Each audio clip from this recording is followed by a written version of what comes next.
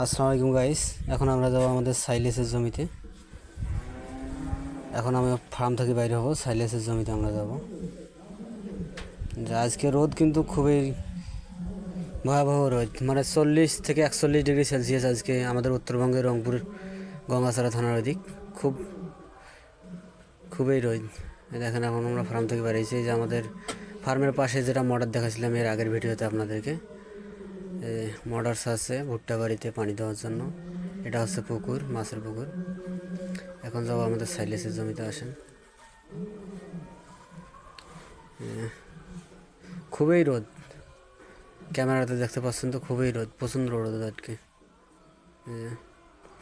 এই যে এই জমিটাতে এর আগে আর ভিডিওতে আমরা দেখাছিলাম যে আলুর সঙ্গে ভুট্টা। এখন আলু তুলে ফেলছে অলরেডি। এই যে ভুট্টা দেখেন কত বড় বড় হয়েছে, পানি দিচ্ছে, দেখেন ভাসে পানি দিচ্ছে। খুবই রোদ, প্রচণ্ড রোদ আমাদের উত্তরবঙ্গের রংপুর জেলার গঙ্গাছড়া থানায়। এই দেখেন পাশে আবার ধান লাগাইছে ওরা, পাশের জমিতে ধান দিছে।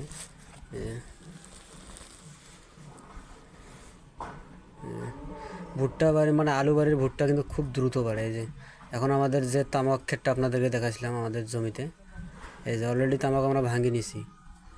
নেওয়ার পর আবার আমরা কালকে এখানে আবার ভুট্টা লাগাবো। তামাক থাকি যাবে, মানে এটা আমাদের রংপুরের ভাষায় দোকাটা বলে, দোকাটা থবো আমরা। এই যে কালকে আবার ভুট্টা লাগাবো আমরা সাইলেসের জন্য এই জমিতে। এখন যাবো আমরা সাইলেসের জমিতে। পাশেরটাও কিন্তু আমাদের তামাক, এখনও ভাঙ্গা শেষ হয়নি এটা।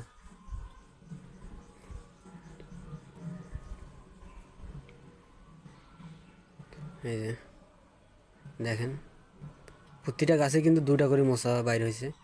এই যে আপনাদেরকে দেখাচ্ছি যে এখনও সাইলেসের উপযোগী হয় নাই। এই দেখেন এখনও মনে কর ভুট্টাতে দুধ আসে নাই। এই যে এখনও জ্বালা, এখনও সাইলেসের উপযোগী হতে গেলে আরও 15 থেকে 20 দিন সময় লাগবে আমাদের। আর প্রতিটা গাছেই কিন্তু দুইটা করে মশা বাইর হয়েছে, আমাদের রংপুরের ভাষায় মশা বলে।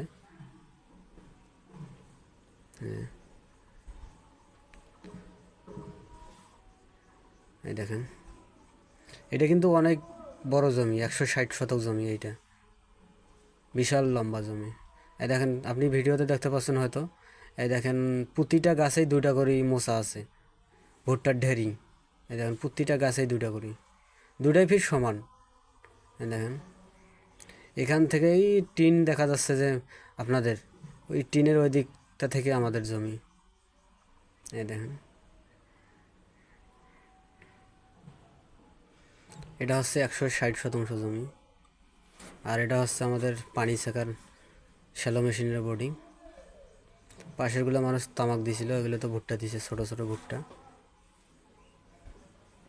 এই যে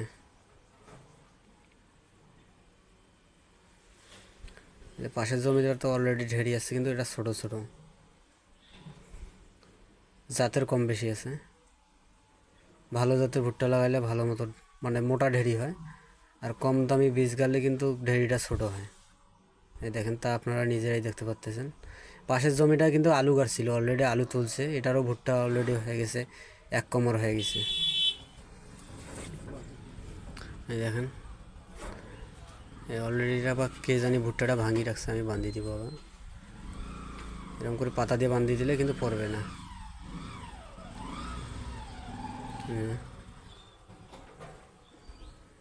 এই থেকে আমাদের ওই সামনেই কিন্তু জমি শেষ অলরেডি, এখানটায় শেষ। এই মাল্লি থেকে আমাদের এই সাইডটা গোটায়।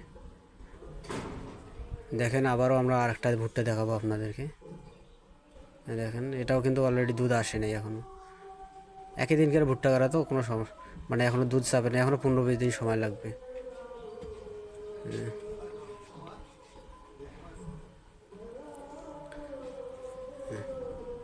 এখান থেকে শেষ।